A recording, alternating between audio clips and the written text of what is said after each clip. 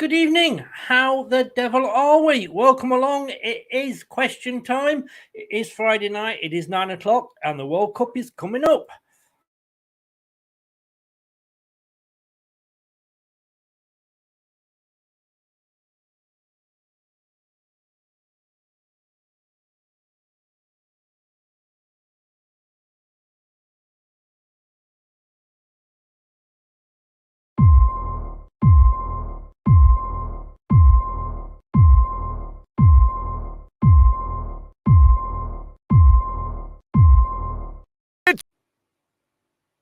It's time! Strap yourself in, because we're set up, switched on, and ready to go.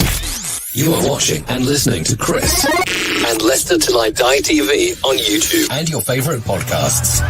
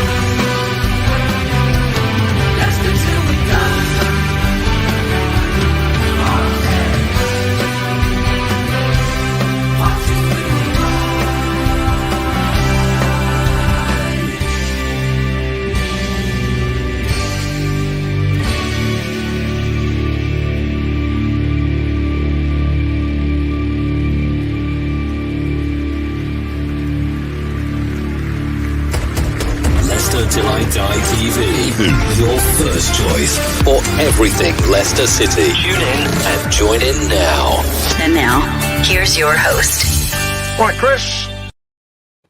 All right, how the devil are we all? Welcome along from me and Mini-Me here. It's the debate show. It's Friday, it's 9 o'clock. It's your show.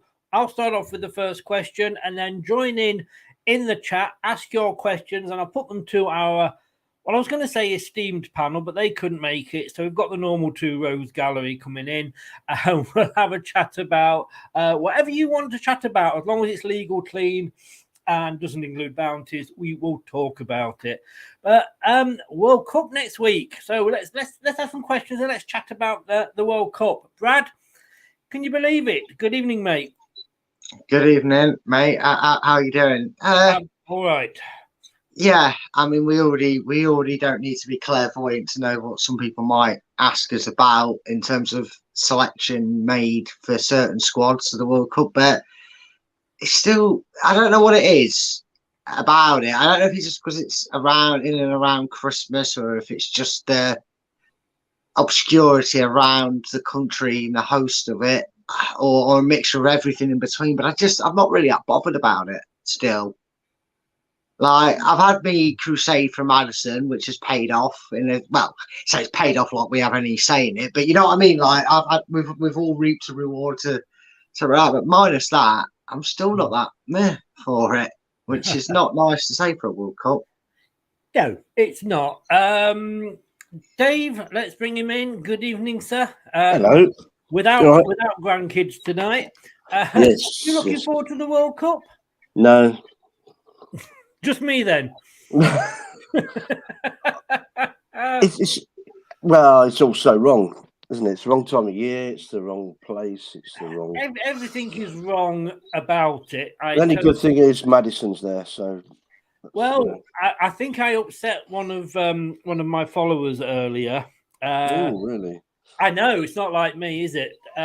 If I say he's a Welsh Man United / Newport fan, Brad, you'll know who I'm referring to. Yeah, I saw it. I know who you mean. I won't say anything. I'll behave. No. Well, I'm going to mention it anyway because he put a post up saying, "Well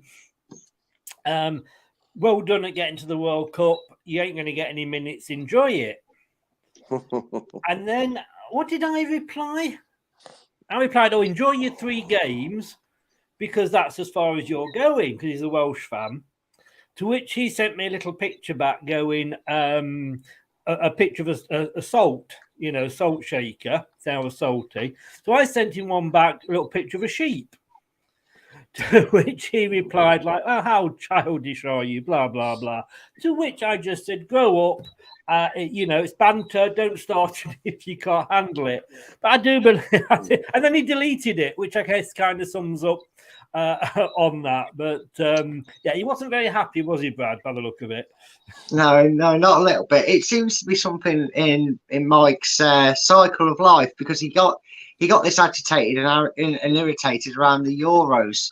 Dave, I don't know if you saw it, but me and Chris did a Euros predictor, and we actually, yes, we were being optimistic because we wanted to do one probably that got England to the final because that was best chance, but we actually predicted not all the way through everything right, but we got the final right, and he called us deluded for thinking we were going to get to a final, let alone be Italy in the final. So, hi, Mike. If you're there watching, if you made up with Chris and you're watching this back, hi, mate. Can't wait for our World Cup predictions. I don't think he has made up with me, but look, it's banter, and if you're going to hand it out, you've got to take it. But look, let's start off. I'm sure the World Cup will come up later on, as will a certain JM. But what I want to start with here, and I'll come to you because you're in the top left there. I feel like I'm on University Challenge at the moment.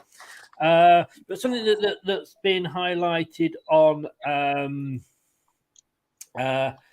BBC today: dementia and sport. Group of former players to take legal action against football's governing body.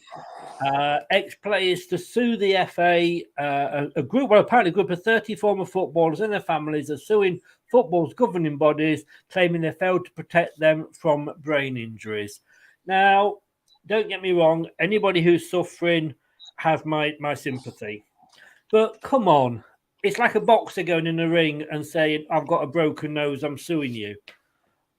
I mean, things move on, Dave, and we know now what we didn't know before. But it's football. You're expected to sort of head the ball, except what are you supposed to do? Well, it's bollocks, really, isn't it? I mean, that's just something that they're grabbing hold of for money.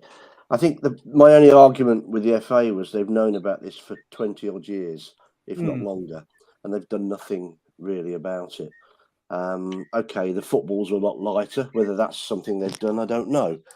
But I remember, Jeff Astle, the problems. Yeah, that's obviously who they're highlighting. Yeah, and that picture of him heading the ball. I don't know if you've seen that. I mean, the ball is enveloped around his head. It's an incredible diving header, but the ball actually is wrapped around his head. And these are not light footballs; these are the heavy ones. Yeah.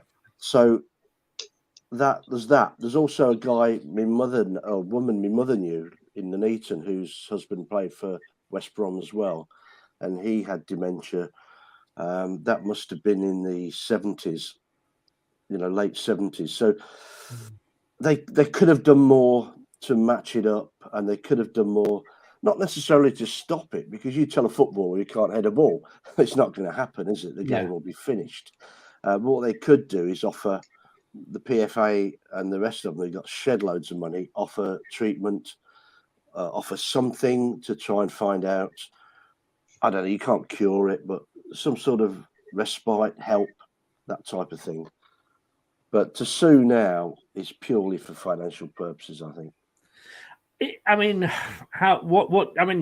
I say, Brad, without appearing to appear have no sympathy, which I do, but like Dave said, it's you kind of know, and I get the fact that they've stopped young kids doing it, but what age do you say it's okay to do it?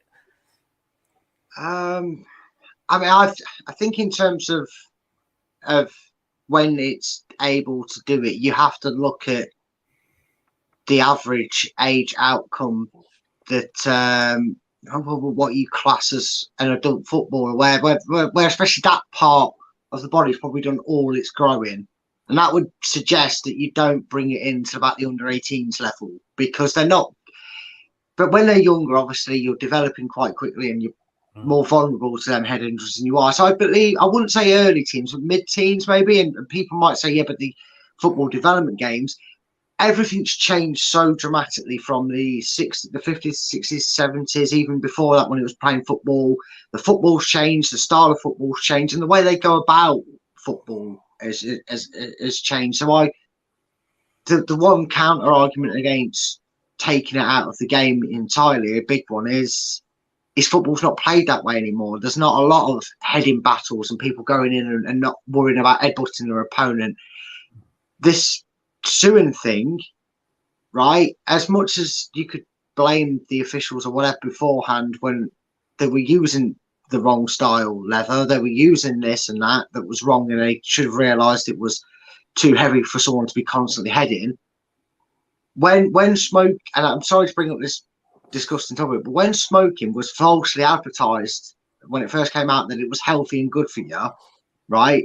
Does that mean if I can trace back my family tree all the way back to the World War when sailors were smoking and saying this is healthy for you, this is good for you, can I sue them now for him being dead because it weren't healthy for you? Yeah. Until it was corrected politically, which good point. Good point. And I think with the kids as well, in fairness, when you're at school, you're not heading it like you are when you're playing it professionally and as often, and you're not, training every day doing it. But I mean, it goes back to me when, like I say, you know what the risks are. If you don't want to do that risk, don't play the game. I mean, Dave, they tried to get it, didn't they? Where all the games had to end in draws because you didn't want to be, in upset. I mean, I can remember that I was a coach with one of my son's football teams, and I think I've told Brad this story, but we played this team and they beat us like 7-0 in the first leg. So came to the second leg. The manager, he was on holiday, so as coach, I kind of took the team, and I got it to, I think we lost 2-1, but the kids came off the pitch. Oh God, we only lost by 1 goal this time, blah blah blah. But I had a guy go mad at me because I hadn't put his son on the pitch, but his substitute. Oh, well, he's got it. He should have been. Don't talk to me. I'm pulling him out. You didn't put him on the pitch, and I'm like, well, if he ever makes it, and he wasn't a fairly bad footballer. If he ever makes it, is he going to be saying that to Sven-Goran Eriksson or whoever if he doesn't put him on? Well, one specific point there, you must have been mad to run a kids' football team. Well, yeah, it was. Honestly, if it hadn't, I wouldn't have seen my kids at the weekend. But yeah, but I'd have run the line. Not get involved in managing it because you got parents, and when you get parents, you've got a nightmare. The second thing about the age is that kids have made their Premier League debut at what, 15, 16, 17? Yeah. So you can't possibly have an age rule for it.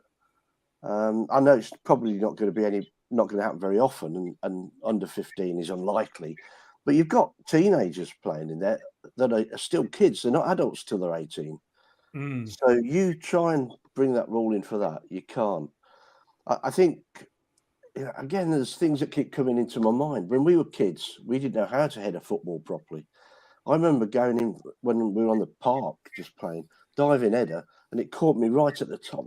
I thought my head was going to fall off because I didn't know how to head it properly. Yeah. I think coaching, maybe, the lighter footballs will help. But Brad's right. How far do you want to go back and blame? We're getting blamed for bloody slavery still. And, how far do you want to go back? We are. Yeah. We are totally. And Brad, coming back to you, we are living, I think, and it's only my opinion, in a totally woke society here that you can't say boo to a goose. And the number of times I've put a tweet out, and before I've sent it, I thought, oh God, I'm going to get just absolutely ripped apart for expressing my own views. You should try talking about fucking bounties, mate, if you really want to get done. I tell you. So I've had more stick over bounties than I've ever had over anything I've said in the past. It's amazing what it is. But, I mean, Terry, let's just go through a few comments and I'll come to you, Brad. There were more spinal injuries from local rugby players, but it's the risk, isn't it? Now the risk of dementia has been identified, then you participate at your own risk. Hello, Chris from David. Hello, Brad. And hello, Dave. I'm with you on that point. It's a risk, like skiing is a risk that you could fall on slopes and get injured. You're going to sue the tournament or ski manufacturer. You can't surely be... I mean, yes, the argument is when did they know and what was done about it at that point. Yeah. But you can't can you, Brad, go back and sue for what they didn't know about at the time? Because I'm sure in 1966 and the early 70s they didn't know. No, of course you can't blame a sport for not being in. Imagine the gasp and surprise when you realise a sport that's invented isn't actually perfect the first time it's invented, and there isn't a perfect set of rules. Just like anything in life, you have to learn, and we learn over time due to discoveries and realizations, as well as these discoveries in materials. But we realised we had a more effective method to make the object that we play the game of football with. And it's not just football. You do it with basketball, you do it with American football, you do it with cricket, golf. They have found and constantly keep changing the equipment to better practice for the game and the occasion. And it's changed the dynamics over time and years, and it will still keep developing. They'll keep trying to make aerodynamic lighter balls. They'll try doing it, and we've just got to accept that's going to happen, because that's how you get better at things. It's how you improve. You can't blame, what next then? Are you going to blame John McEnroe's old racket for the reason that he didn't win Wimbledon? Yeah. I mean, I could look and say, well, because I was bullied at school before we had counsellors and all of that. Do I sue the local education authority in Leicester for not protecting me in the 60s and 70s? It's ridiculous, because it's what it was at the time. I mean, but Dave, I go back and, like I say, when they introduced that, well, if your kid's at school, you can't be you can't win. It's got to be a draw, because the kids will be upset if they lose. Surely that's a life lesson. Yeah, you really don't want to get me on that one. I got 3 girls, and that came in. The oldest 2 are in their early 40s. That came in about that time, when suddenly they were saying, no, we can't have competitive sport. The sports days got to be evened out. Oh, come on. I mean, it's just crap, isn't it? And then we just started. We didn't win anything, have we? Really. We stopped winning stuff. We stopped producing champions. We haven't won a World Cup since '66. We haven't won a European. People have kept that quiet. Yeah. We haven't won the European Championships. We've not won anything. Yeah. Because there's 2 reasons. One, because you're not allowed to win, and 2, because going off piste again, people and teachers aren't allowed to let kids do what they're good at. Brad, which is play sport. Yeah, Brad, it's going to be a non-contact sport soon, isn't it? And where does it end? We're going to see the first ever UFC fight be non-contact. How's that going to go down? It's ridiculous.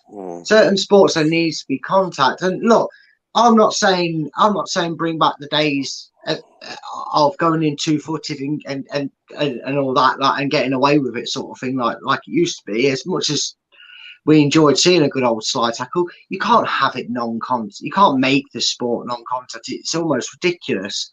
Otherwise, where does it end? I know I made a very ridiculous statement there with UFC, but it's just as ridiculous to say that football is going to be non-contact. What's all that about? Yeah. You change football and its complexity. You can change certain things about the game and not actually change the game itself. At the end of the day, it's still 11 players on the pitch. They're still passing the ball around. They're still doing what they're doing. The rule, nothing in that general change. You can't make it a non-contact sport. It's pathetic. Yeah, it's just pathetic. Indeed, I agree totally. And Dave, I mean, you're like me. You watch ITV4 and the big match revisited and all that, and you see that they weren't playing on lovely, smooth snooker table type pitches. It was like mud baths. I thought it was more like the mud wrestling than the football sometimes. Tackles were going in, and they were going off at half time and having a fag. I mean, I don't know, that film, The Damned United, you got Brian Clough was welcoming Leeds, and he was polishing and putting out ashtrays next to all of the seats for the Leeds players. But the injuries weren't, in fact, probably weren't as bad as they are now. No, they weren't. And they also played, if you were successful, getting on for 70 games a season on those sort of pitches, which is the other argument that some of these foreign coaches are coming out with. I don't know whether Conte was on about it today. I wasn't actually listening to him, but I assume he was moaning about Harry Kane being knackered and his players being ruined by the World Cup and extra games. So I guess he's off for an end of season tour to America or something with the players. So that is a good point. Yeah, that is definitely a good point. They want the money for it, but they don't want the players to commit. They've got squads of 25, 6, 7 people. Teams like I don't know, Liverpool maybe when they were good, they probably had about 14 players in their squad. Yeah. No, definitely. And every player in that first team would be playing if he was fit. Some, like Tommy Smith, played when they weren't fit. So I hate, because I'm old, I hate to say, these youngsters nowadays don't get it. But these youngsters nowadays don't get it. I mean, Brad, Goalkeepers Union, I was a goalkeeper that played with a broken neck. Yeah. Well, I mean, yeah, if that can happen. And again, and I get it. People like to compare that if they could do it then, they do it now. But the philosophy and the way players are developed is completely changed. And yes, that you could say that, and I don't know if this will start to offend people soon. What I'm about to say, it'd be like, oh, they're a bit of soft touch. Yeah, they are. Yeah. First, Brad Perkins was the first ever human being to ever say the word soft touch and it offends somebody because it sounds like you're saying something else. But no, it's how they're developed, though, isn't it? You look at the game of football as well. It's not got the unpredictable bounce of the turfs because they're well maintained. They're looked after. They probably looked after these grounds in the Premier League better than some. The groundsmen probably look after them better than some of them do their own children in a way, with how much attention and care they're ordered to give to them. So you don't have that. You don't have scrappy football in a sense of it's bouncing all over the place. It's a little bit rough and tumble. And the generation of football changed. There's a lot more focus on the fitness and there's a lot more focus on the finesse and niche part of it. And that's made players a little bit soft touch. Play acting has always been a thing, despite the myths and rumours that it's only just become a thing since foreign footballers were ever invented, which, spoiler alert, foreign footballers have always been invented. But people seem to think it's since the foreigners came in. But I won't touch too much of that before I get myself and you in hot water, Chris. Allegedly. I forgot to have Francis Lee. But all these things have happened in football. It's just because they've become more of a fine art and integrated into clubs, the whole substance of it, that they are doing what they're doing and playing the way they play football. Indeed. So moving on, of course, Christmas is around the corner. And I thought it would be nice if I got, my people that I do the shows with a little present. And Brad, we're getting yours in a couple of weeks. But Harry, I thought it's going to be a while. Confident I'm probably going to meet you, and I've got to sort of arrange the postage. But I thought I'd buy you a little Christmas present. Oh, thank you very much. That's a double whammy. Not only did you intentionally jibe him calling Harry, but you showed him bounties. I know. I did that on purpose. Look, I've got the mark in there for you. Yeah, we're still chalking it up. It still goes down as a mark on the Harry. That's the number 11. Yes, I know, it's permanent. It was permanent. Look, you'd be happy with that, wouldn't you? You love your bounties. Can I tell you, that's how it used to end up, wherever I was. A box of bounties. We can't give them away. Funny enough, Dave, that's what used to be given to me whenever you finished with them, and I used to finish the lot. So you open it up like sort of, maybe sort of the 29th of December or something. You think, I don't care. I just want chocolate. I tell you what, whilst on that box, look at the example box. Who's the cheeky sod that left the caramel? Who's left one of them there? Was that like a sympathy bar? There wouldn't be one left if it was me, but there we go. Special, and it will have your name on there, Harry. And I know I'm saying Harry. I'm saying it on purpose. Still marking you on purpose. No, you can't. Harry. There we go. Well, that's just childish, isn't it? No, would you upset? Just banter, mate. Just banter. There's no need for that. But obviously, there is breaking news because they have announced and just that they've released a list of the players that aren't going to the World Cup this year. And we've got an exclusive picture of the players that aren't going to the World Cup. it's the Scotland squad. Sorry about that. Have they got a song? The great thing is, you joke, but the great thing is, when the World Cup was in Russia, and I've said this story, but Sweden, what am I saying? Sweden. I wonder if I get your bloody name wrong. I can't get the countries right. Wales actually released a single, even though they hadn't qualified. And it was after the World Cup had kicked off. Goldie looking change from Newport. We're going to win the World Cup. No, you weren't even there, guys. You weren't even there. They do like to sing, though, don't they? They do. Yeah. But look, one last look for you, Dave. There you go. Throw up in a minute. I think. Yeah, you don't have to thank me. Give me water. Your happy, smiling face is enough for me. Cheers, pal. Now we've lost about 3 viewers there that are Bounty fans. I've got your address. Don't you worry about that. I know where you live. Evening, lads. Matt is in. I tune on the way to Wembley. Well. Okay, let's take that as the next topic. A couple of surprises, going into the next round. No Spurs, no Arsenal in the Carabao Cup. Should we still have? I mean, this is the question. In a year when we're going to be struggling to get all the games in anyway, we are coming back. Well, we're going to have players that are coming back, and I don't think there'll be any English players in the final. But on the Sunday the 18th, we're going to be playing the World Cup final, and the week after that, we've got a bloody away trip to MBK Dons in a worthless cup that no major broadcaster has even bothered for televising, apart from the odd game here and there. And ITV tend to show highlights on ITV4 at like 11:30 at night. Isn't it time to scrap the Carabao Cup, Dave?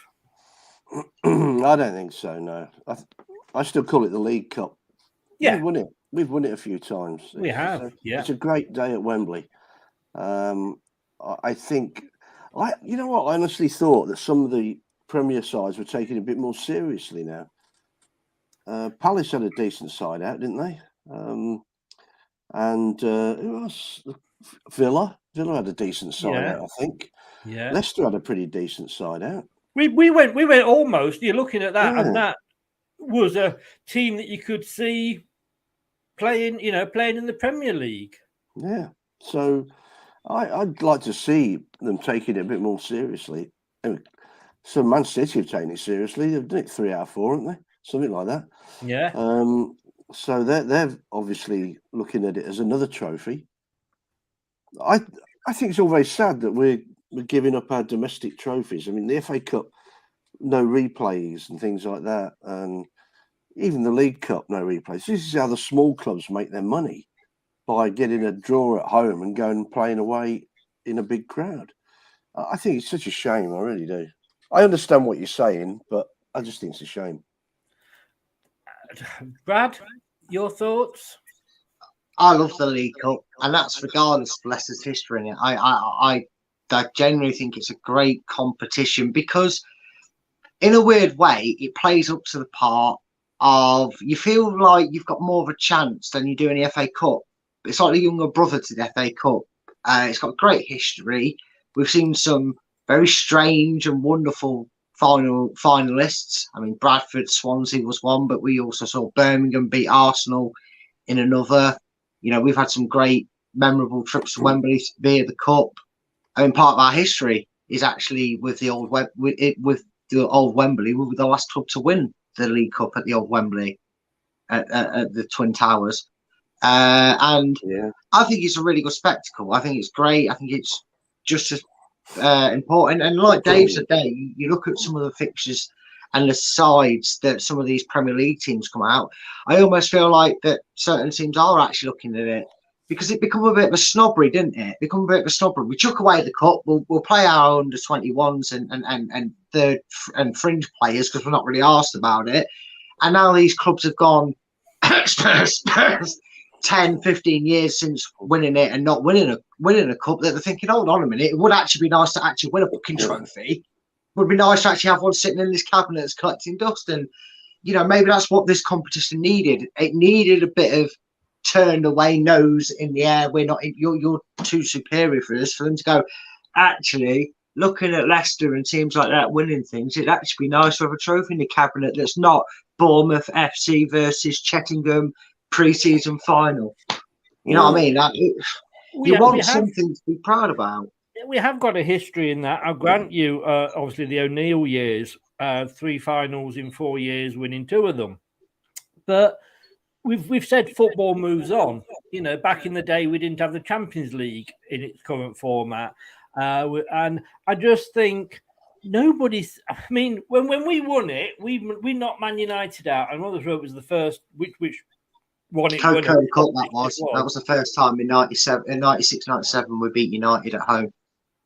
I remember the team they put out, I think, had about 2 regulars. You know, I remember Jordi Cruyff played, and he never got near the first team at any Premier League game, but. You know, that they weren't bothered for it. Then they saw, like you say, that clubs like Leicester were getting into Europe because of it, and suddenly they're putting a strong side out. Liverpool, the side that they started with against Blackburn last night, not Blackburn, Derby last night, I bet that's not the side they're going to start against Man City when they get them in the next round. And I'll tell you something, I bet the TV is all over that game. I bet it's like, 3 days of build up to it. But it is Derby, to be fair, though, isn't it? Sorry? It is Derby, to be fair. Oh yeah, but no, I'm just saying it's nobody seems bothered about it. If we were knocked out by Newport, would we really be thinking, oh damn? You know, we got annoyed because Forest knocked us out the FA Cup and holders. I get it, but I just think it's being sponsored by somebody that I've never seen a can of drink anywhere in a local shop at all. Never even heard of it. The last night. They did the draw. It was a complete and utter comedy. No major TV company showed it live. It was on Twitter. It should have started at 10. It started at 10:30.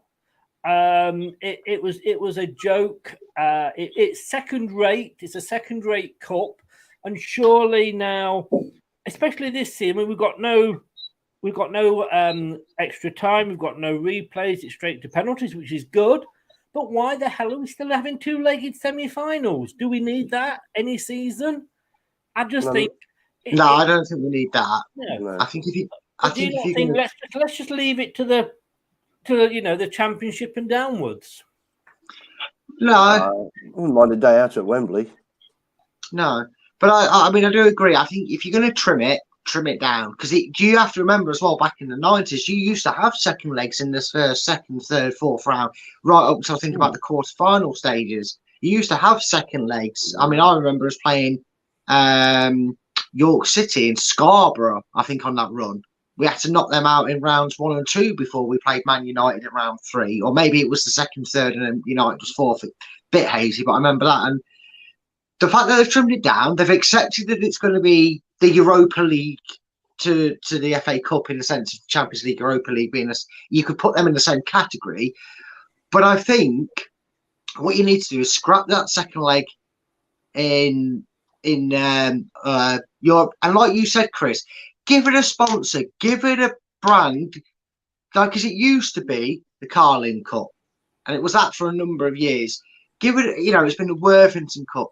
Stick a brand on it. Right, long-term brand. I know these have had it for a while, but a full-on long-term brand, because the FA Cup's never going to change because it's the FA that run it. But give it a brand, give it a title, or just scrap that altogether and call it the League Cup, and give it a television right, like you said. Allow us to actually see it, because it's only this ridiculous Yankee energy drink company that don't want us to do it, which is ridiculous, because you're holding your whole sale, because you're not getting a chance to sponsor yourselves. It seems like the most redundant thing they could do. Give it the same treatment you do the FA Cup. Make the build-up a little bit more respectable, and reinvent the League Cup to how it is. And if you do that, suddenly teams don't just go, oh yeah, shit, we're playing Burton Albion on Tuesday. I forgot about that. Oh, it's only the League Cup. We don't get that attitude. We get the, oh, hey, a bit of League Cup action, chance to go in the cup tournament. I mean, Dave, there was a few years ago, well, it wasn't that long ago, Man United didn't appear in the FA Cup because of a commitment in the World Series or whatever. That's a stupid fault. I've had my bouts on that. And I know what, Dave, I'm just thinking, like, at that point, the FA Cup was kind of, hey, it's not what it was and what have you. Then it had a resurgence. Yeah. Well, if you think the League Cup now, there could be 8 Premier League sides in the quarter-final. You know, the quarter-final could be full of Premier League sides without too much difficulty. Now, surely they're not going to play second teams then, surely. Are they? I think what you have to remember quickly in that, Dave, is we're easy to go, and I know Chris making the example and playing devil's advocate. It's easy for people to sit there and go, oh yeah, well look at Liverpool team B side that beat Derby on penalties. They wouldn't have done any different in the FA Cup. I hate to say they wouldn't have it because Derby are League One. I think sometimes we do forget that we're just as susceptible, as much as we use the cliche, the magic of the FA Cup. We're not susceptible to forgetting that if they play Crawley Town, they play a weakened side, and that's when these upsets more happen against a weakened side than they ever do against Liverpool or Leeds or whoever going full force. I take your point, Brad, but is that in a case of the big clubs being disrespectful? Because if you are a Crawley Town fan, let's say, for example, and you've paid, and it's not cheap these days to get up to Liverpool and the match ticket, etc., and you're hoping to see Sahar and Allison and all these players, and you're seeing a load of kids come out. Yeah, well, yeah, I think as a fan of them clubs, you feel a little bit disheartened. But touching back on what we said about the dynamic change of the ball and everything else that's changing, that the football's change has also meant that in the 90s and even in the mid 2000s, I'd agree with you. I said it's disrespectful. You've got the players and that to rotate and do it. Now it's come at a game, and I don't want to give license to Jurgen Klopp or anyone like that says it, but because the amount of games that clubs now play in the high divisions has increased, and that's due to cup commitments, more European competitions over the years, that unfortunately, whether we like it as fans or not, the manager's got to put his players' fitness best interest at heart. And that is, if they've got Saturday, Manchester City play anybody in the Premier League, I don't care if it's Bournemouth or whatever, they play a Premier League game, then they play on the Wednesday night, then they play on the Saturday early kickoff, then they've got to play Burton Albion. With the greatest respect to Burton Albion, he's going to look at his players that he sees for the future, like Leicester did with was it Braybuck making his debut against Newport and playing well. They're going to take the same aspect and go, right, no offence to Burton, but we've had a long game of fixtures where I played with strongest team. They need a break because of the fixtures that we've got coming up afterwards. I'm not going to play Erling Haaland. I'm going to play that new guy. I'm not going to play Jack Grealish, not just because he's shit, but because he needs a rest. I'm not going to play so-and-so. I'm not going to play Morris and so. It's just the difference in quality that it makes such a stark contrast that. And that's what we also get lured into as well. We kind of forget that it's done at a very different contrast of talent to what we're putting out. Colonel says that you need to have a European place attached to it. But to make any cup worth it, I don't mean, do you attach European place to the Papa John's trophy? I don't know. Let me ask you this, though, Dave. Then we'll move on to the next subject. If I said to you now, right, as a Leicester fan, you can do one of two things next season. You can take part in the League Cup as it stands at the moment. And does it shove you into some playoffs for Europe? I don't know. Now. So you can play in the League Cup, or we're going to give an extra space that you could win to get into the Europa Conference League. Which would you take? Last year, I'd take the Conference League, but I don't know about that now. No, but there are other points, if I can make. The League Cup was the Football League. Yeah, it was their trophy. It wasn't the FA's trophy. It was the Football League's trophy. Well, the Premier League broke away from the Football League. So in theory, Premier League clubs shouldn't enter it, which is what you were saying earlier. So the League Cup should be for teams in the Championship and below, if you work on the basis that it used to be. Also, qualified for Europe. Yeah, they did. Of course you did. We won it and qualified for Europe. The Fairs Cup or whatever it's called. Oh, God, yes. UEFA Cup. But there's the Intercity Fairs Cup. There's the Cup Winners' Cup. there was every winner in England qualified to get into Europe. So I do think that's the right thing to do. What I question is what the League Cup is now. It's lost its identity. It's not a cup that non-league sides can come through because it's a League Cup. But it's a cup that Premiership clubs can win, or Premier League clubs can win, even though they're not technically in the league. I think definitely, and we'll move on. But I think on that point, yes, it does need reinventing. And yes, I'm sure if the league, EFL, whatever, went to a Channel 4 or a Channel 5 and said, look, guys, do you want this? I'm sure they'd bite the hand off. We would see regular football. But now, you can't. That game against Newport, I couldn't even find it anywhere on TV at all, not even on the Fire Stick. I was having to use the old regular one that we used to use, allegedly, on on the thing. Now, we've got some more breaking news. Apparently, TripAdvisor have been over to Qatar and said, especially for the Wales fans, that the Qatar, and they've given this 5 stars, I believe, TripAdvisor, but they're saying that the Qatar people and tourist board have got a special welcome for all the Welsh fans that are going to Qatar for the World Cup. He's not giving it up, is he? I mean, I'm only passing on the news. I'm only passing on the news. I do believe that we have got the Welsh manager who's got a comment. What would you like to say? Go screw some sheep! Yes, so there we go. All ready for you, Wales. At least you're not going to have a wasted trip. And of course, you're just a bounty hunter. Well, I was going to say this is coming back up. Oh God, you're gonna have a bit of banter. What is life with that? We won't be able to do this soon. Things will be too woke to even have a joke about the Welsh and sheep. What is the world coming to? Yeah, we'll keep doing. But anyway, so moving on to the next point. Let's have a look what people are asking in the chat. Can I just ask you a question, guys? No. Can you take that fucking name down? Thanks. What's this FIFPO? FIFPO? Any idea? I've just seen a report coming out saying that what we all said years ago, there's an unsustainable workload on players, which damages their physical health, mental health, all this sort of thing. The mental health thing's been dragged in, and they're saying they play too many games.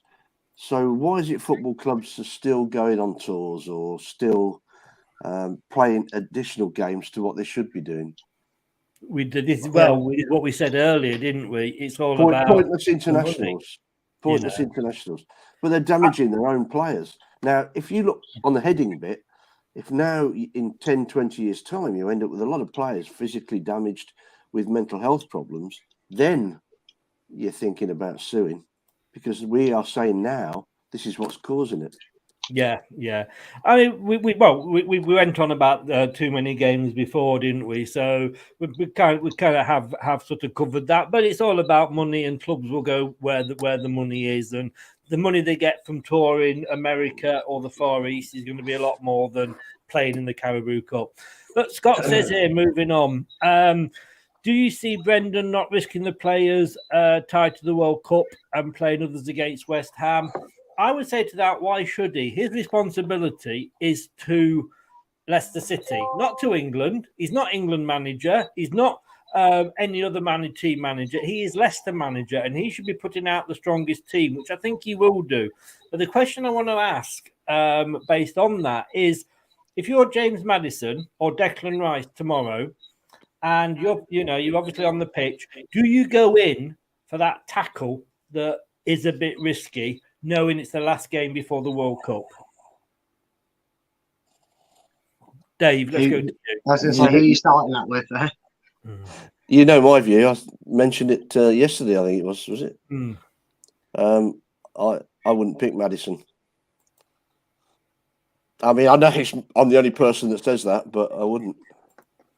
But why would you not pick him? Because there's too much at stake for him. If he got injured tomorrow, it could ruin his life. Yes. I know what you're saying about Leicester. He could come on with 20 minutes to go in the first group game and get injured and ruin his career. It's the risk you have to take with a footballer. Yeah. For me, and I do get to a point where you're coming from, and I do understand that there is going to be a handful of people out there. They're going to say, well, maybe, it's a duty of care, for his career, that he wants to make sure he's done all this hard work to get on the plane, that make sure he gets on the plane. I think, firstly, you've got to be very cowardly as a footballer if you're going to go out with the mindset to deliberately injure any player. And that's the suggestion you're going at, that all of a sudden West Ham are going to start being even more, I say even more, like they're a nasty side. They're not really that nasty, but as if suddenly Declan Rice or Antonio or someone like that's going to have a sort of urge to go in there and 2-foot every single Leicester player out on the pitch and vice versa from Leicester to West Ham. I don't know where this comes from. Surely you haven't got that malice, cowardly bone in your body to go out and try and deliberately injure Maddison. You want to show him. And for me, if I was Maddison, and I would want to play that game because I'd feel my journey's not done. I feel like, I'm on the plane, but I want to show Gareth Southgate another 90-minute performance as to why I should not just be on the plane, but I should be getting time on that pitch.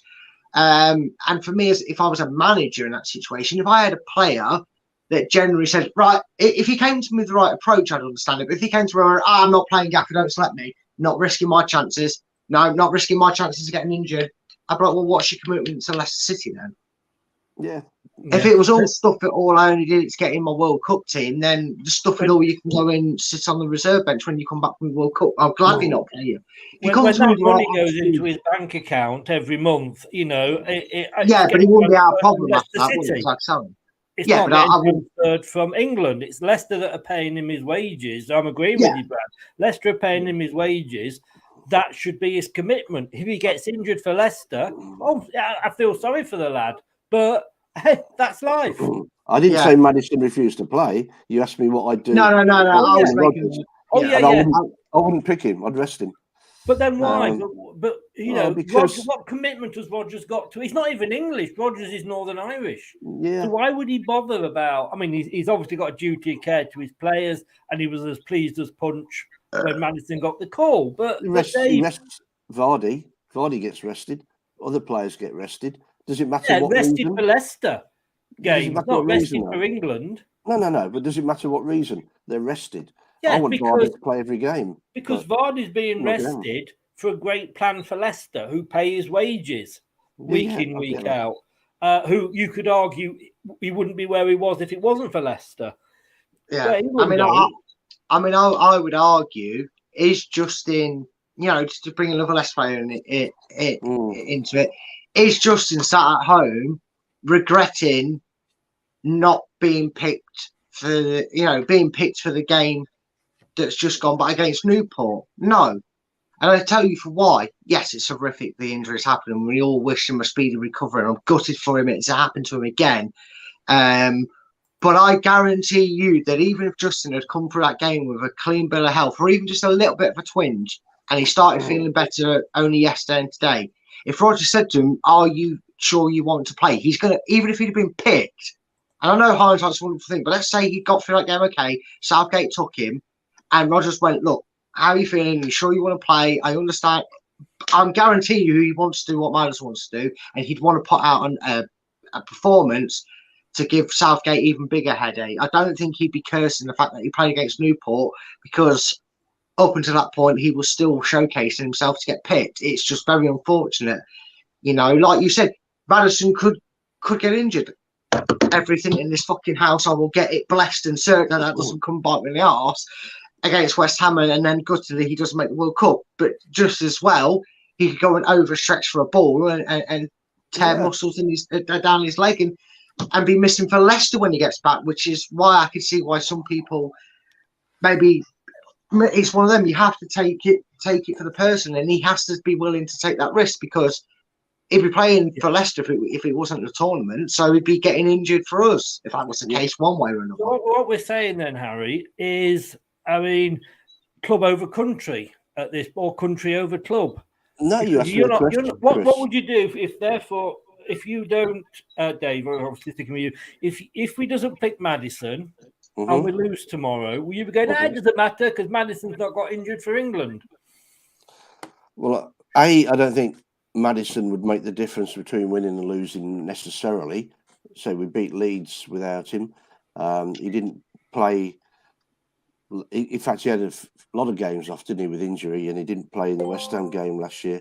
Oh, sorry, it's football result.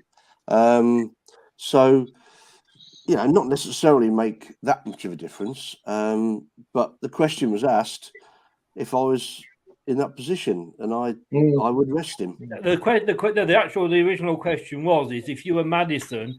And if I was Maddison, sorry, I'd want to play.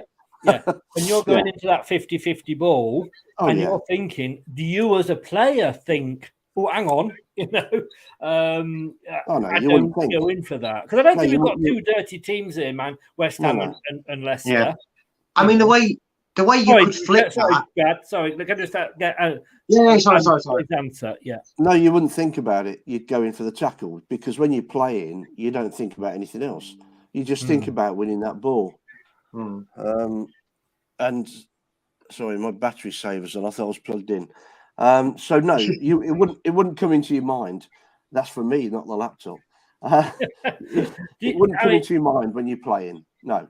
Brad, what would I mean? You've obviously you've played. Would you have a thought about going in, or would you still go in? I suppose is it a case of where you're in the game and the adrenaline's running? I think the same as David. I think it does. It shouldn't, and I don't think it can equate into your thinking. Because if you take that and then flip it, if we're 1-0 up in the, and let's dream a little bit here, England make the final. James Madison's on the pitch. He then remembers that Leicester are playing on Boxing Day, and he's had a great tournament, so he's open to playing that. Does he suddenly then not go in for a challenge that prevents, I don't know, France or wherever we're playing against from potentially scoring because he might injure himself? He's not even thinking about it. He's going in for that tackle. He's making sure, regardless of whether it's club or country, he's making sure that the team he's playing for doesn't concede a goal or an attack at least. And I just don't think you're playing the wrong sport if that's your mentality. To be honest with you, I think if you make that decision, you're in the wrong game. As a player, you never do make that decision. You go 100%. But as a manager, it must be at the back of your mind. It must be. Yes, yeah, it has to be. Yeah, it has to be. I'm sure managers become like fans when they're watching tournaments like this because they're watching the players going, oh yeah, well done, he's having a great game, I'm loving it, and then you see him go down, you think, oh shit, no, get up. That's when we remember who we support in them moments, doesn't it? Because we look at, if I just thought of a funny scenario, 3-0 down in the quarterfinals and Harry Kane gets injured. Anyone who's playing Tottenham on 26 going, if he's injured, it's not too bad. It's the comedy of being a football fan, isn't it? Yeah. Let me ask you this then, Harry, and we'll move on to the next subject. So we don't play Maddison, therefore we got in fairness, we don't play Tielemans, we don't play Castagna, and we haven't got any other sort of right backs. We don't play Face, so we don't play any of the three Belgians at all. Well, it's slightly different, isn't it? No, it's not. No, it's not. It's the same.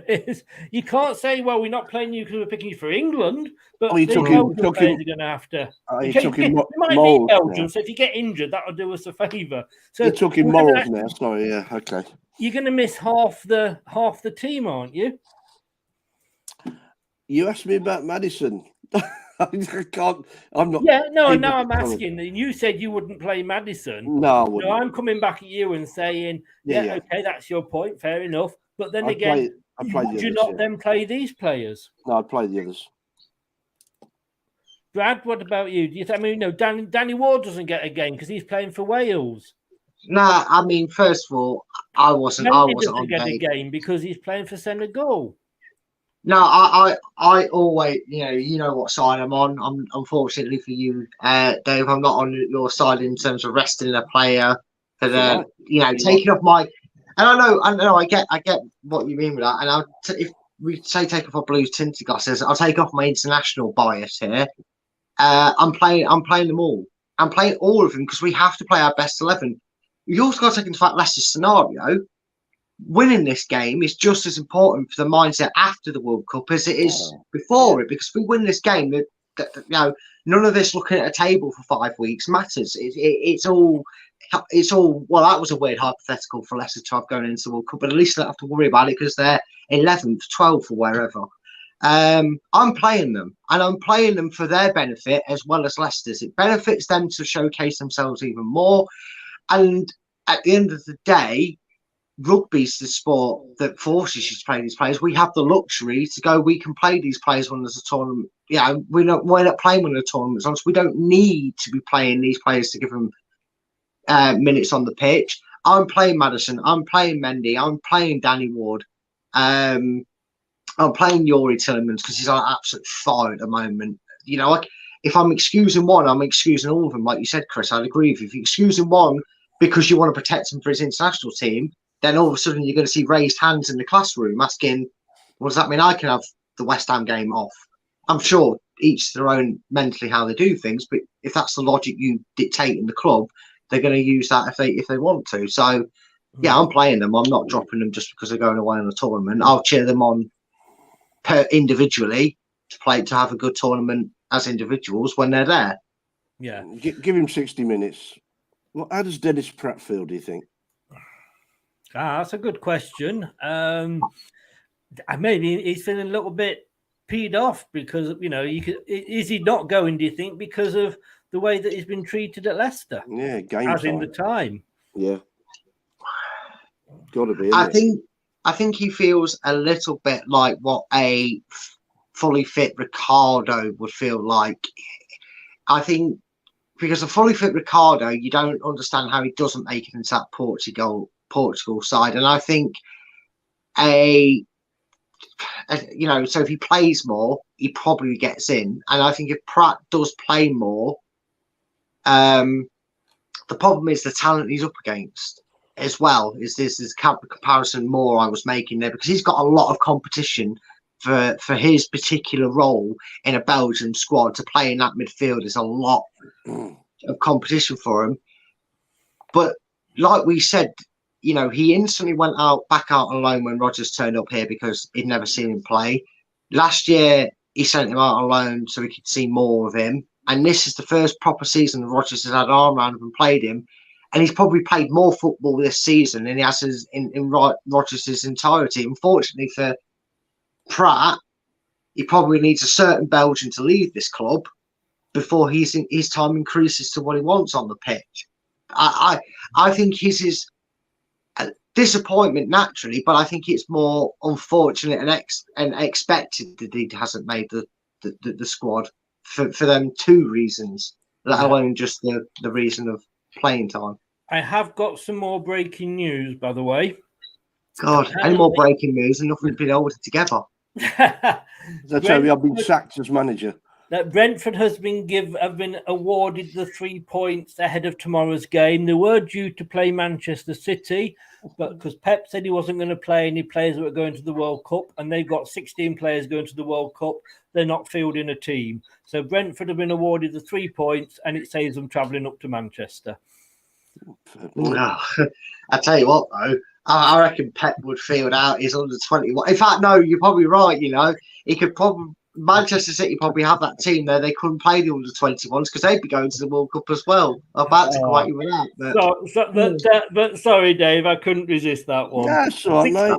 16 players they've got to go into the World Cup. Look, remember, you've got this present coming, mate. So you know where my heart lies. Making a note of this. But let's just move on. I did save. I'll just see which point. Now, David asked this, and I don't know the answer to this. It's an interesting question. Do you know why teams announce their lineups an hour before kickoff? wouldn't it be more suspenseful to see the team selection formation when they come out onto the pitch? I mean, I suppose if you're away to Newcastle, you couldn't tell who the bloody hell it is coming out onto the pitch. You're that high up. I will tell you this now, and I know this through the amount of times that I've been asked this question, funny enough. And I think we may have brought this up on a show. I hate it when people say, "Oh, we've got leaked fixture lists and we've got leaked team sheets." No, you haven't. It is in the law book that the FA have it in the law, or whatever, have it in the law book, that a team sheet has to be presented to the official of that game, so he can then he can note it all down, and then he can transfer the data so we can get the update of the team, so it can all be passed on, so they know the changes. And then I believe this is a rule that I don't know got added, or if it's always been the case, but I believe if there is an injury in the warm-up, which we have seen happen on many occasions, that someone pulls up in a warm-up, they have an emergency period where they're allowed to announce the referee, "We've had an injury in a warm-up, we need to change our lineup." I think it's half an hour, maybe 20 minutes before kick-off. Anytime after that, interestingly, it's actually classed as a substitution. But that's going more in depth in it. It's just been a rule. It's always been a rule. The FA have to be, the officials have to be alerted an hour before kick-off. Plus, I think it gives you something to talk about in the pub before the game, doesn't it, Dave? Well, I'm trying to think. Years ago, I'm sure we had to give the referee the team name at least 3/4 of an hour before the game kicked off. So I think it's an old FA rule. It is. It's been on for years. Yeah, I like to see the team, like I say, and have a chat about it before kick-off. It just puts me off my beer when I see a Marty on there, though. But he's been playing really well just lately, so you know. Chris is about to release the dogs of me with my static. Quiz question for you then, quickly before we move on. Manchester City are taking, they've got 16 players going to the World Cup finals. It's more players than any other squad. Man United, believe it or not, are second with 14. Which two teams, and you can have one each if you want, which two teams have only got one player? Every club's got something ready going, I believe, but which two teams have only got one player going to the World Cup? Wolves. Oh. Let's have a look. No, they've got three. Nunes, Neves, and Jose Sá, all Portuguese, believe it or not. Southampton. Yeah. Sorry? Good point. Southampton have got one player going to the World Cup, quite correct. And it's a German. Bloody hell. Bella Katchap. If you want to be called Bella, you don't want to see him behind you, do you? Bella Katchap is going for Southampton. Does anybody know the other team that has got one player going to the World Cup? I would have thought maybe they had more, but I would guess Bournemouth. No. Bournemouth have actually got two players going, both Welsh. Oh, I've got a choice of two teams, but they could both be wrong. But I think Forest. Forest, I've got half the Welsh contingent going. Wales going? 5 players, yes, apparently so. Okay, sorry. Because if you are Welsh, don't forget, of course, we've seen on TripAdvisor that they are putting out the welcome map for you, Wales fans. Don't forget that. What was your other one, Dave? Sorry, Brad. What was your other one, Dave? You had two. Brentford. Sorry? Brentford, I was thinking. Brentford have got... Sorry, Nottingham Forest had 5. Sorry, I should have said. Brentford have got 4. 2 Denmark, a Cameroon, and a Spain. Brad?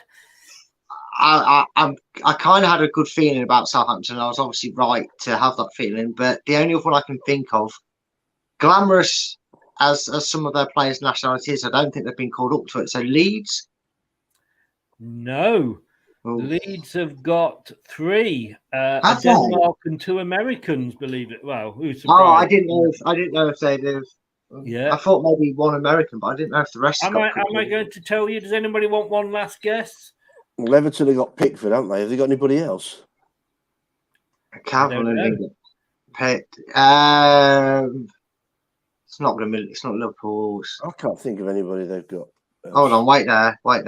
No, because Ward's going. No, you're looking down the list of Premier League teams there, Brad, aren't you?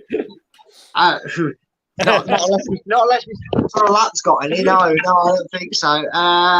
You stop judging people by my own standards. Yeah, I know, right? Right, I'm going to tell you, otherwise we'll be on this all night. Crystal Palace have only got one player going. Oh, see, that is significant. We couldn't remember them.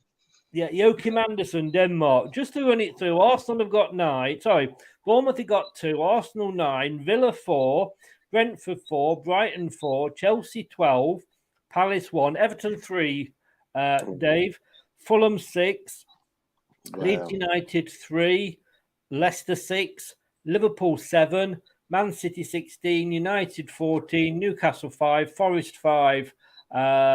They've got a Swiss, a Senegal, and 3 Welsh players. Southampton the 1. Spurs have got 10, West Ham 5, and Wolves have got 3. So just a bit of fun. Just a bit of fun. Right, Scott. I won the quiz, by the way. I finally won a quiz. Yeah, well done, Brad. Are they all playing tomorrow? I'm technically confused. It was a quiz. I got 1 point. I'll win. Won a quiz on this channel. And here is your prize, Brad. Yeah! Best prize ever! Does the panel? Thank you, Scott. Very, very.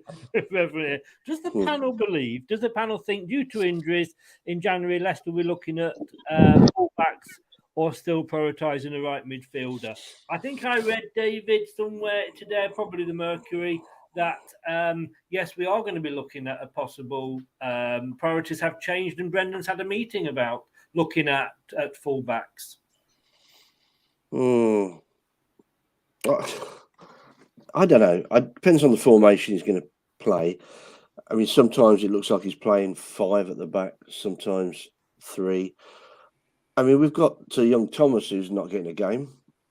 He will now. Well, yeah, but he weren't playing too bad. I don't know what.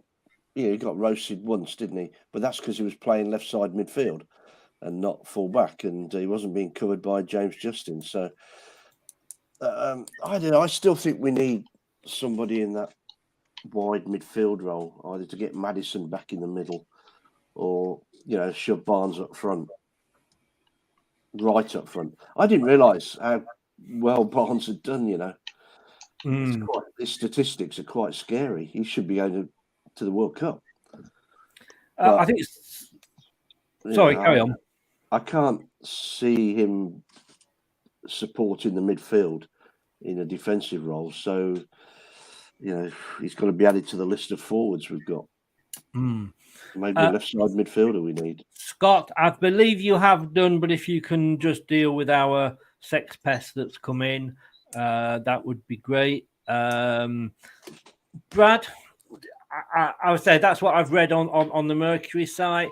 We've only got Castagna. We've only got Thomas now that's going to be fit for the rest of the season. If one of them gets injured, all right, we've got Mark Albrighton and we can move, Castagna across. Bertrand, I don't think he's in his plans at the moment. He wasn't very happy with building him up the other day. We do need an extra one, or bring one of the youngsters through. Well, we tried that last season, and Vontae Campbell flattered to deceive, and he's moved on from the club. It's unfortunate because it shouldn't be it shouldn't be a area of concern. If you look at the basis, worst case scenario, if we have our team fully fit, we've got worst case scenario. We've got Bertrand, you've got Justin and Thomas competing for the left side, and you'd have Castagna and Ricardo pushing for that right side. I mean, we've even seen throughout stints of Brendan's reign, Castagna. It's because I saw him. Because I was just about saying Claude Puel's reign, where we had the options of all of them being fit. That we even put Ricardo on that wide right. I'll say that slower, so I'll say it right on the night. We actually. We have a lot of options. The fact that we've now lost one long-term end of the season, one I think he's just given up on football altogether, and Bertrand, so he's not going to be available by the sounds of things. And one that won't be back until after the World Cup, and it won't be until about March time we see him probably kick a ball in competitive nature anyway, in Ricardo. So it is now an area of strength. And I think that's frustrating because it would have been nice for Brendan to go, I've got Ricardo, I've got Castagna, I've got Thomas, I've got Justin. Let me now go and spend the limited money I've got in the January window, because it is limited. I know they're taking the loan to cover the cost of what they'll eventually get from Chelsea with Voldemort to transfer.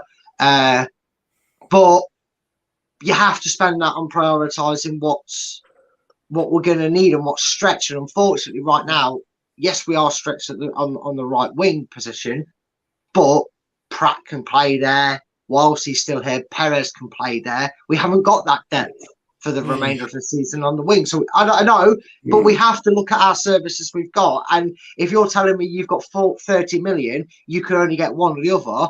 Well, unfortunately, whether I like it or not, unless Perez is suddenly going to recoup his 30 million, which he isn't, we need a fullback. We need one for cover, and we need to get him in January, because if one of them goes crocking, even for 3 weeks, that's what, 3 at the back. That's someone playing out of position. That's Ndidi in the back line again, because Amati has to play right back. Yeah. We don't want that disaster again. No, and unfortunately, whether it's the area we actually need strengthened when fully fit or not isn't the question. It's what the state of our squad is. Can I actually bring some more breaking news in? And this is serious. If it's Wales, no. Northern Ireland. No. Don't want to start that off again. Preparations for the January. This is on the Leicestershire Live today. Preparations for the January transfer window are well underway, with Brendan Rodgers and the recruitment team given a boost by the bank loan taken out by City at the end of last month. New documents at Company's House show City have taken out a loan with Australian bank Macquarie to make 46 million of Wesley Fofana's transfer fee available now, rather than when Chelsea's instalments are due. It is not totally clear where this money will be spent by City, but Rodgers renewed positively over the January transfer window in recent weeks. So we have got some money to spend. Talking of which, and Ian's just said about Man United, not Aaron Wan-Bissaka, Ian, no way. Luke Shaw was linked with us in the summer. I didn't realise we were actually in talks with him. Either of you fancy a bit of Luke Shaw signing for us? Oh, I wouldn't be opposed to it. Decent player. Yeah. I think, and again, I know people are going to say, "Hey, another Mourinho masterclass here," but I think he's a player that can benefit from leaving Manchester United, because maybe that weight of expectation, with the greatest respect, has kind of gone to him. He maybe needs to go to a team where he knows where he stands. He knows by looking at the quality of Leicester's fullback options that he's going to have a fun, well, you'd hope to be a fun time competing with a fully fit Justin, with a fully fit Castagna and Pereira for these wing back positions, and Leicester can train him better to make him more versatile. I'd be happy to see some of that quality go into our depth. Yeah. Do you reckon Bertrand's not going to make it? You know, he's finished now, because I saw him a few games when he was playing, and I thought he was okay. And everybody seemed to turn against him. I know he's had a bad injury; he's been out for a long, long time, and he's not a youngster, is he? But I just, seems a shame just to discard him. He's not, to me, he's not done a lot wrong. He had a very good start to the season, didn't? When he came in, he had a very good pre-season. Got the injury, and he looked good. And I stuck my neck out and went, "Wait, this could be our signing of the season on a free." I do wonder if his time is coming to an end, Brad. I think, unfortunately, it is, because you'd like to think that Leicester are going to have a reasonable season. I don't know if successful will be the word. I'm restricted all the way started in staying up will be tongue-in-cheek success, but Yeah. Even if it's not a successful in terms of trophy season, they're going to start to recoup from the expenditures from around the ground. So they're going to have more of a financial war chest, if you will, for the summer as well. And I think, unfortunately, whether it's Luke Shaw or not, I think the standard of quality we're going to bring in to add competition and depth to them win-back areas is no longer the requirement of desperado. Well, we've got someone who can hold together with sticky tape for 3 games before we need to drag him off and not playing for the rest of the season because he'll fall apart. Gone. I think Vestergaard's going to go next season. And again, we've had some performances of him where we've tongue-in-cheek about his terrible performances where he's shown he can do a job. But I think players like that are becoming a thing of the past for this Leicester squad. So I don't see him here past his contract. I'm just looking here again on Leicestershire Live. James Justin's injury spot to Leicester City transfer meeting as the club set their sights on signing a new fullback in the January window.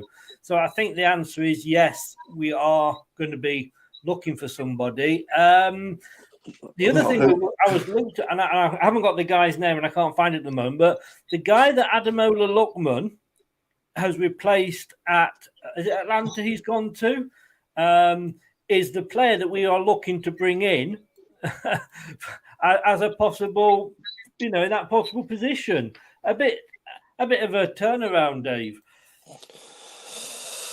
Well, I don't know about Lookman. Everyone's raving about him, saying that shame we couldn't sign him. I mean, he scored a few goals, did he, in that? But I never rated him that highly. I never thought this is the guy who's going to turn it on, aka Mahrez or something like that. But everybody seemed to want him to stick around. I just think we've got to, I don't know, look at somebody a bit younger, start looking at the youngsters coming through. I think we've got to, somebody just mentioned earlier, we've got a decent fullback in the academy. Yeah, Player of the Year or something. Is it Flynn? Yeah, Flynn's one. Yeah, I mean, Brendan says how much he's going to sort these lads and play them and do all this. Christ, let's get ourselves safe and let's do it. Save us about 30 million on something that may or may not work out. How many right wingers, if you want to call them right wingers, have we tried that have flopped? Well, unfortunately, we had 2 of them on loan, didn't we? I think the problem you've got is that how do you replace Mahrez? Same way you replaced Ndidi with Kante. Yeah. Kante respective. I mean, you're never going to get as good as these players, and that's not say, but they have something different. If you get someone just as solid and just as reliable in what they do, that's all you're asking for. It's interesting, isn't it? Because like Dave, I was a big fan of Lookman, but to say that the guy they're now interested in looking at, because we know Rodgers was actually very keen to make Lookman a permanent feature in it, and I would still like to do that, even though he's at Atlanta. But if this guy who you're saying is taking Lookman's taking his spot, so to speak, as the right winger or however he's being played out in Atlanta, if this guy's been considered to come in because he can play right wing back as well, I think that fits more into a Leicester mentor. We talk about Maddison can play centre and out on the wide now. With Vardy, it's not just the up front striker. Bounty, the stronger soaker up, who can play left and right of the screen. You know what I mean? Because he likes versatility. If this player can play up and down the wings, you could then compare him to Ricardo because he can play right wing back. He can play right wing at times. Yeah. It sounds like Leicester are making the same, approach. It's like, well, yes, actually, if we can get best of both worlds with one transfer, then we're going to invest in him rather than look for one or the other. If he can play wing back and that, it sounds like a good approach. I don't know too much about him personally, but we have our new sponsor here, by the way. Apparently, they're a bit like about phase. They can soak up all the that's thrown at them. I mean, thing with January, I'm not a lover of the January transfer window. You can overpay and you can get bad players. And in fairness, Leicester have not had a good history in the January transfer window. And yet, someone's going to throw Tielemans at me, I know, but for comedic purposes, I am leaving Tielemans out of this. In the last 3 transfer windows under Rodgers, City have made just 1 signing. Ryan Bennett on loan from Wolves. Oh, Gordon Bennett, more like. And the last permanent signing in January came under Claude Puel in 2018 when they bought Fusina Diabate. Oh, lovely. I'm just trying to find here. What happened to Ryan Bennett? Sorry? What happened to Ryan Bennett? Is he still playing, or is he? He went back to Wolves, and then I think he despair? ended up in a lower league somewhere. Because he came with quite high expectations, didn't he? I don't remember him being that bad.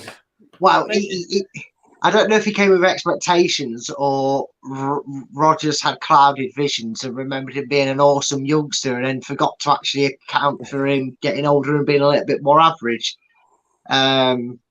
But yeah, we talk about bogey teams. It's not nice when you've got a bogey transfer window, is it? Maybe we should just be happy with what we've got and take it forward, because we don't do transfers that well, do we, sometimes? Yeah, I can't find it, but whoever he has replaced, and apparently he's doing very well at Atlanta. Look, I'd have liked to have kept him, but apparently that is who we are going, possibly going after. But like I say, that right winger might. Ant says Boga. Scott says Amati, Soyuncu, Evans, Bertrand, Mendy, Perez, Tielemans are all due to be leaving this summer, according to Transfer Market. Do you see many of them getting new contracts? Amati, yes. Soyuncu, I would like him for the talent he is, but no. Evans, surely. Even if he goes into be Robert Huth and Morgan territory in the last few years of their contract, have that head in the dressing room for as long as possible whilst you progress. Bertrand, no. Mendy, unfortunately, no. Perez, can we cancel it now? I mean, can we pay him in installments? Can we set up a promise to pay, a payment plan to pay off his? I don't know. But no, Amati deserves it. Evans should get one, and none of the rest for me even sparking interest in signing one. Dave, and then I'll give mine. Until the last 3 weeks, I wouldn't have said any, but Amati, yeah, I probably have to agree now.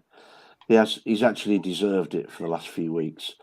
Soyuncu, I mean, I don't get this. He's not interested. I don't get this. He's not into Leicester. Every time you see him at the King Power, he's always the last one off the pitch. He's always going up to the fans. He's always giving it all. He's had a bad time, but I think he's when we're short.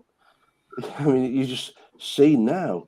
Evans gets injured, and we're struggling.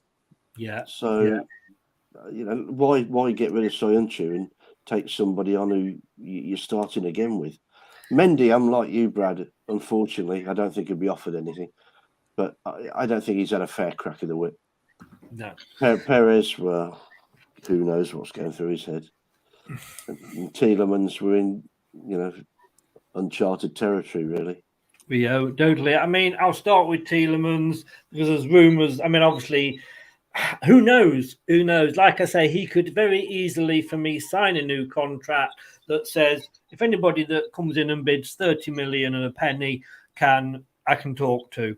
He can easily add in into his contract that if any team that's playing in any form of European competition, I can talk to. He can do that and sign a new contract, and at least then we get some money for him.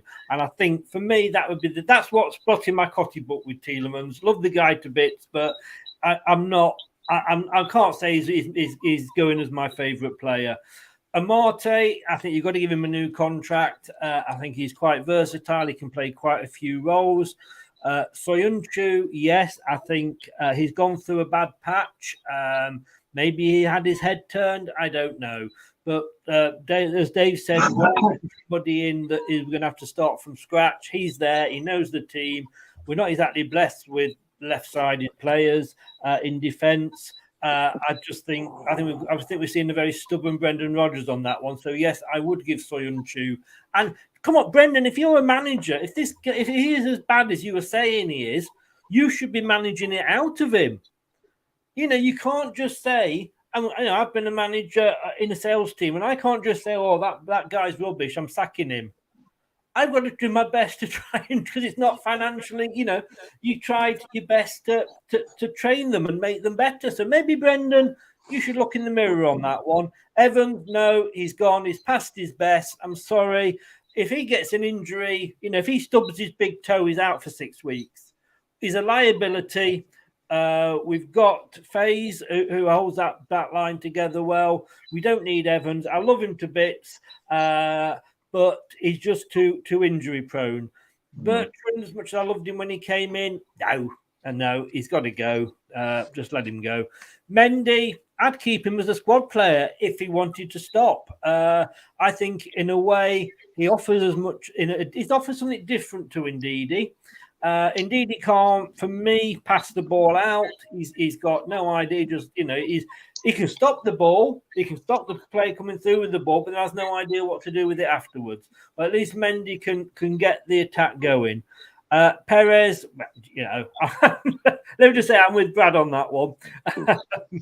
So that's my opinion on them. Let's just finish because there's no show next Friday, because next Friday we have got the World Cup quiz, the Home Nations World Cup quiz. And after that, it will all depend when the World Cup games, who's playing on what days and who we're covering live. So we may or may not be back. What I'm going to ask you guys, come to you first, Dave. Outside chance, who do you think is going to win the World Cup? Belgium. Oh, that would put a little bit of money into Tielemans' value if he did re-sign. I think it's time they stood up and were counted. They're top of the list, and they've got to prove it now. And I think they've got a stronger squad this year than they've had before. The last chance, do you think, with their golden generation? Yeah, very much so. A bit like Holland were years ago. Yeah. So Belgium for you, Brad? I think that England are going to have too much of Pakistan in the World Cup. Oh, you mean the World Cup that I'm not interested in? Okay. Well, nobody's interested in the Cricket World Cup, are they? It sends no. There's no need for that one. There's no need for that. No, in all seriousness,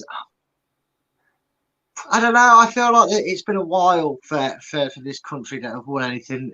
I could be wrong. Someone's going to tell me in terms of World Cups. I think Brazil. They've made it right. I mean, that's how interested I am in it. I'm just like, I'm sure they're in there. I'm sure they made it. I don't know. Something speaks to me that says that they're going to do it. Macedonia on, so unfortunately you can't go for them. Look, they're world champions. They're not allowed to be in it. They have to retire. That's why they're not in it, Chris. They beat Italy. We've gone through these mathematical equations. That's why they're not in it. Beat Italy in the qualifiers.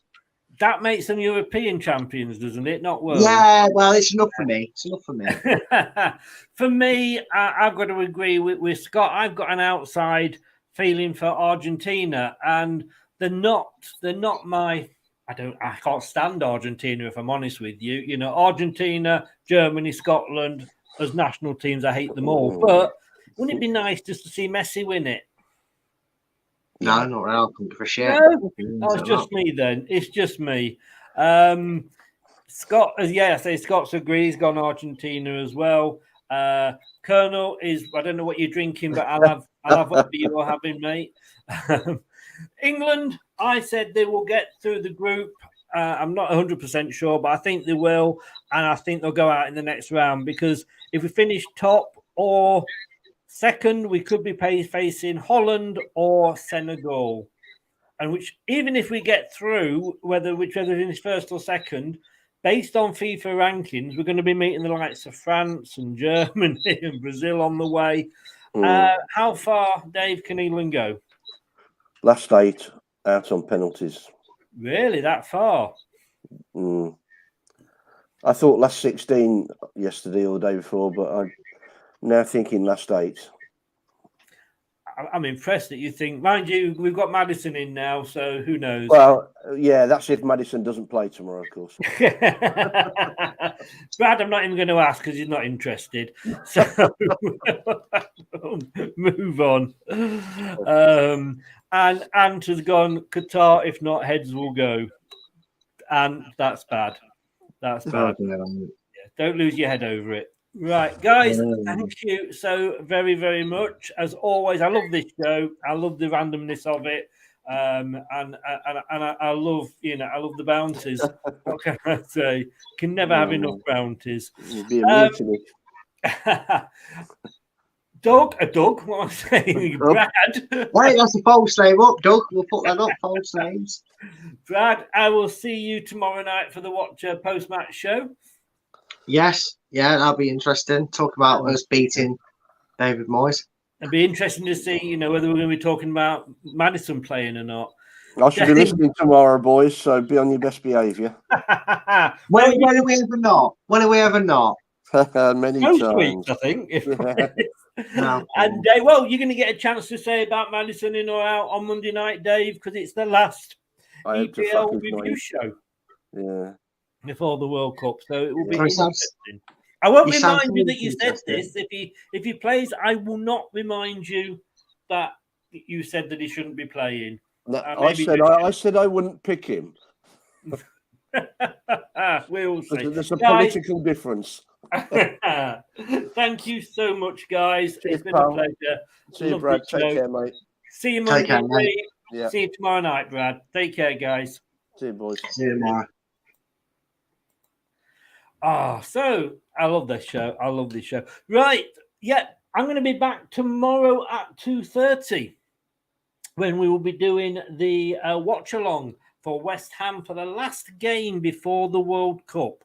I still can't believe I'm saying that. We will be doing so much. The next week, we've got the normal shows on Monday. So we've got the EPL review at 7 o'clock, and we've got the Nottingham Forest Leicester City fan show, The Rivals, at 9 o'clock on Monday. And on Sunday, we've got a special Blackburn-Burnley watch along. Dan's not doing one. I'm going to be doing it just to laugh. I lived in Burnley for 20 years. I worked at Blackburn Rovers for 6 months. It's a quiz derby. Well, what else can you do? And then next week, we just got a load of world stuff coming up, leading up to the World Cup. So give us a subscribe, click that notification button, then you won't miss anything. Thanks very much for watching. And if you've been listening on Catch Up on the podcast, thank you so much as well. I will see you tomorrow for the West Ham watch along. Take care. Stay safe. See you tomorrow. Good night. That's all, folks. Thanks for watching Leicester Till I Die. This is Chris saying goodbye and see you next time.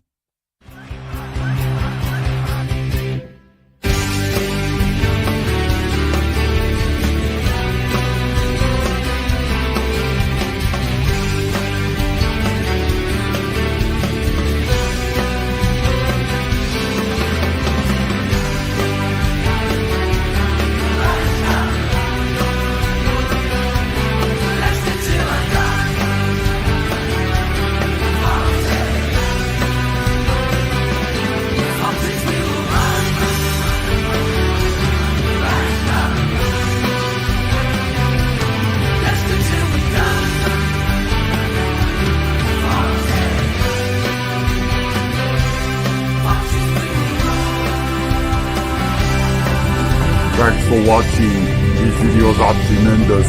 You better like them too, or I'll be back. Leicester Till I Die TV. They think it's all over. It is now.